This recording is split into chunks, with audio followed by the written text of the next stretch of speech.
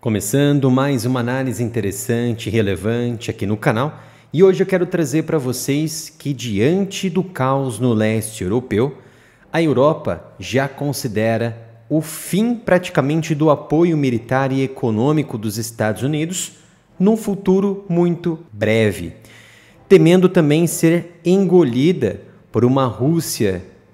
que dizem ser expansionista e também que ainda não saiu da Ucrânia em mais de 2 anos de conflito.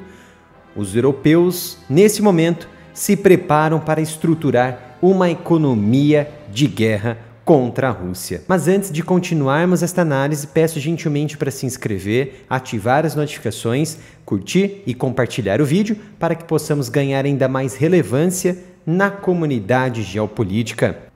O que está acontecendo neste momento na Europa?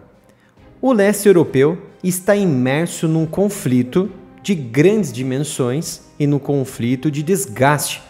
É claro, temos de um lado uma Rússia que está cada vez mais resistente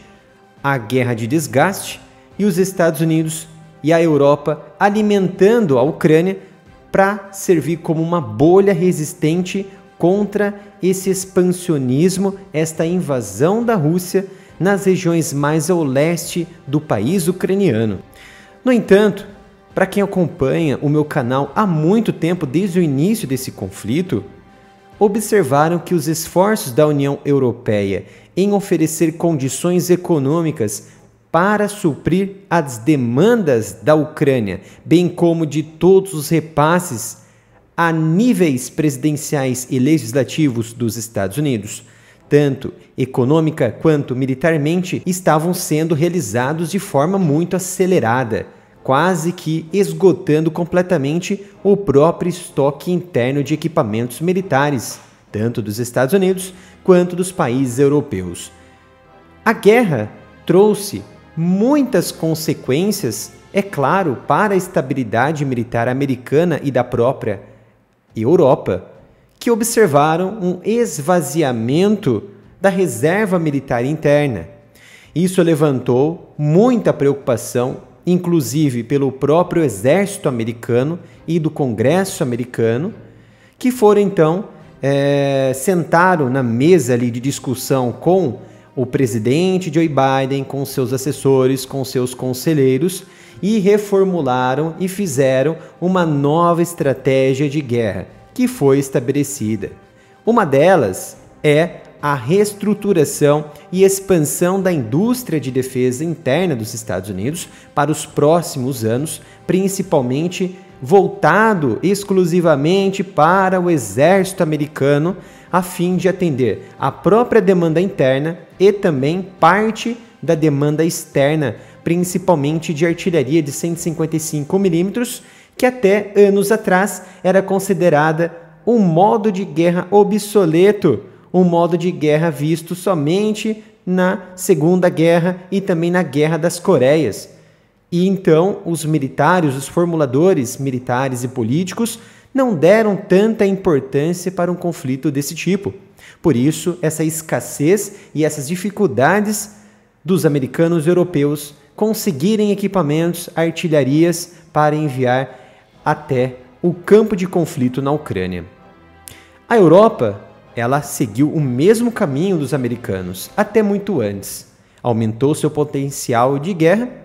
mas todas essas mudanças só serão percebidas ao longo de vários anos daqui para frente. Então, para o presidente do Conselho Europeu, neste momento, Charles Michel, a ameaça que a Rússia ela representa hoje para a segurança na Europa significa que o continente deve aumentar as suas capacidades de defesa. E o que isso significa? Haverá novas mudanças estruturais da economia europeia. Isso porque as autoridades europeias consideram que o apoio americano ao continente europeu e principalmente à Ucrânia já não pode ser mais considerado como garantido no futuro que está sendo construído neste momento. principalmente com essas retóricas das eleições presidenciais americanas com o possível retorno de Donald Trump. Então, o conselheiro europeu, ele disse que se a Europa ela não obtiver uma resposta correta da própria União Europeia e não entregarem à Ucrânia o seu devido recurso e a sua devida necessidade e demanda suficiente para deter a Rússia, eles serão os próximos alvos da Rússia após a Ucrânia. Segundo o conselheiro, nessa visão de uma possível expansão da Rússia, ele observou que está muito claro que a Rússia ela não vai parar somente na Ucrânia, tal como não parou na Crimeia há pelo menos 10 anos, em 2014. Segundo ele, a intenção da Rússia é desestabilizar diversas áreas ao mesmo tempo, como na Moldávia, na Geórgia, no sul do Cáucaso e também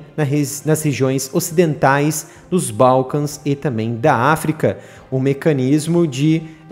desprender essas regiões de um possível apoio com os europeus ou ligação com os europeus e, ao mesmo tempo, inibir essas regiões de uma possível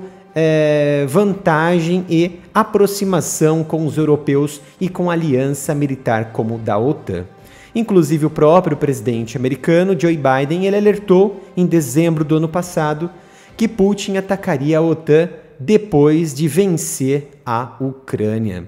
que de fato ainda não conseguiu, há uma grande resistência e a guerra continua há mais de 2 anos. É interessante também observar que após essas eleições na Rússia, em que Putin ganhou por mais de 87% do eleitorado, dando o seu voto de confiança para Putin, que segundo o Ocidente foi imerso em pressão e opressão a todos aqueles que estavam votando durante as eleições, os 3 dias de eleições.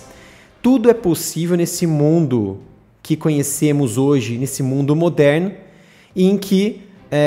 estará um passo de um conflito em grande escala para uma terceira guerra mundial de fato, com uma possível entrada da OTAN de fato nessa guerra ou uma expansão da Rússia além da Ucrânia.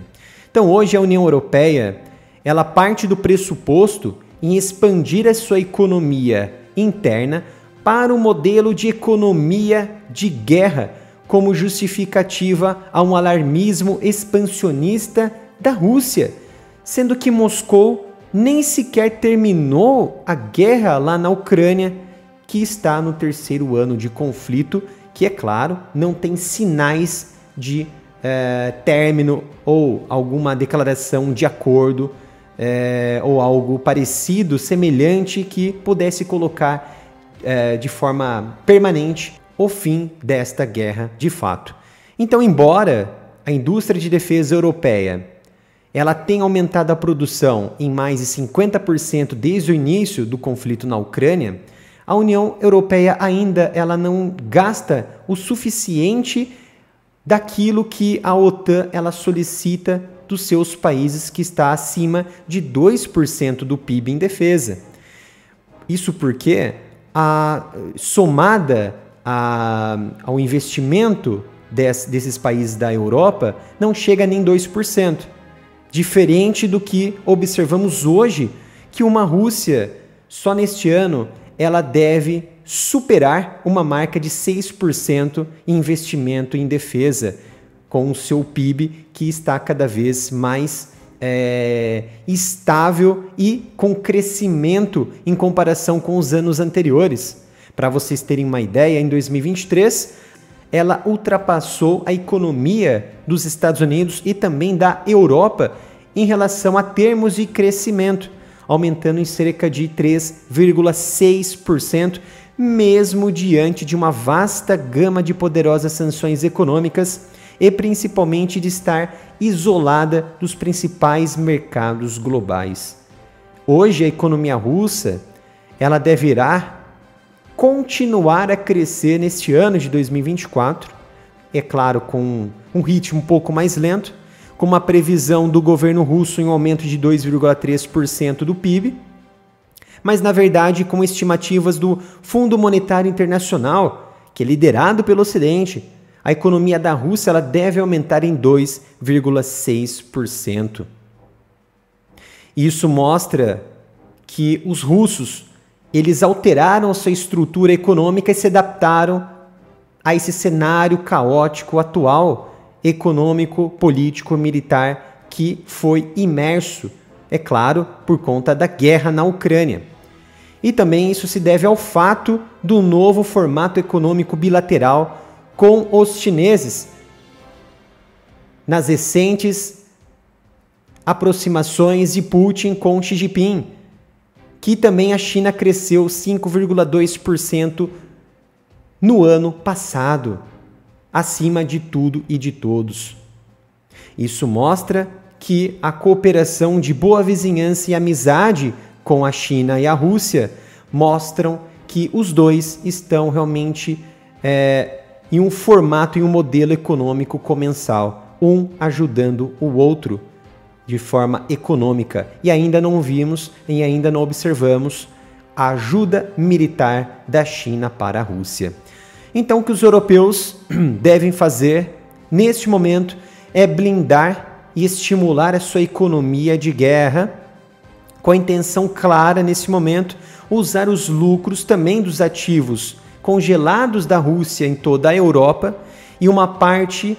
maior desse orçamento europeu deve ser investido para comprar equipamentos militares, tanto para a Ucrânia quanto para o estoque interno de todas as nações que compõem a OTAN hoje. Tá? Além disso, devem emitir títulos de defesa para facilitar a industrialização interna de defesa e também o financiamento da produção de defesa em todos os setores, principalmente de tecnologia e também de inteligência artificial. Então era esta análise que eu queria trazer para vocês hoje. Não se esqueçam de se inscrever aqui no canal, ativar as notificações e principalmente curtir, compartilhar o vídeo para que possamos ganhar ainda mais relevância na comunidade geopolítica. Obrigado pela sua presença e nos vemos no próximo vídeo aqui no canal.